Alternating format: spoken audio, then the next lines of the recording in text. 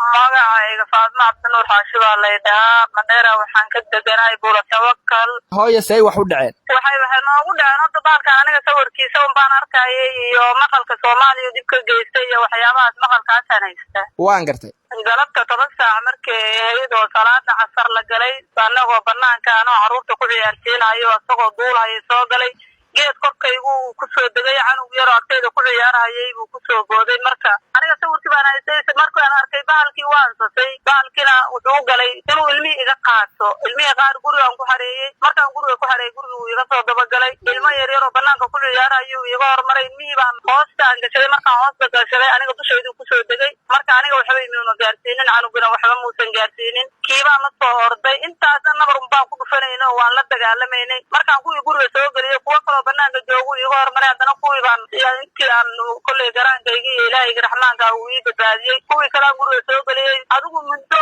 5 daqiiqo camal aan annagii asagii aan dagaalameynay 2 gabdhood baan ahayn marka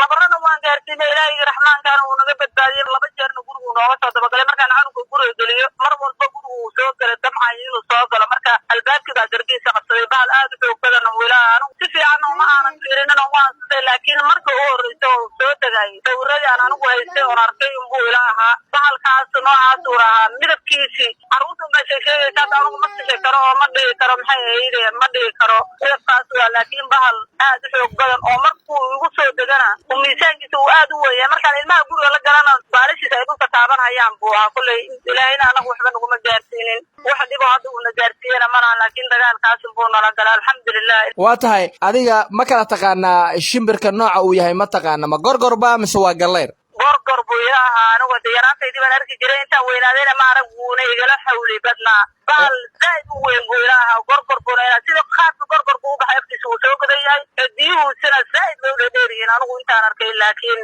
weyninkiisa qayaas waxaan ku qayaasi karaa antalaaun adigu inuu ka weeyo isku xoog badan mooy kama yaro waa tahay markuu weerarka uu inku soo qaadahayay jawiga siduu noqday haddaad wax yar dareenkaada bulshada la wadaagto maxaa dareenkay sheegay aniga dhanba waan sasay waxaan sameeyey meelaan wax ka qabtaan garan waaye qaylo iyo canugaan qaba ma ogiyo wax kaloo sheegi kara hadda ilaa deertaan aan kula hadlayaan bagariiraya baan ayadaan gara xitaa qalbigayga uusan joogin caruurta iyo annaga bas aan ahayn wax hooloo yaag joogay wax igaaga dhawaa midna ma lahan xoolo xaggooda ma aadina caruurta unbuu ku dagaalamaya baalka ilmaha unbuu dagaalka ugu socda ma ogiye wax hoolo iyo baalka ku leexanaya midna ma ahayn waa tahay weerarkaas uu kuu geystay iyo dhibaatadaas hadda aad sheegtay marka laga soo gudbo bulshada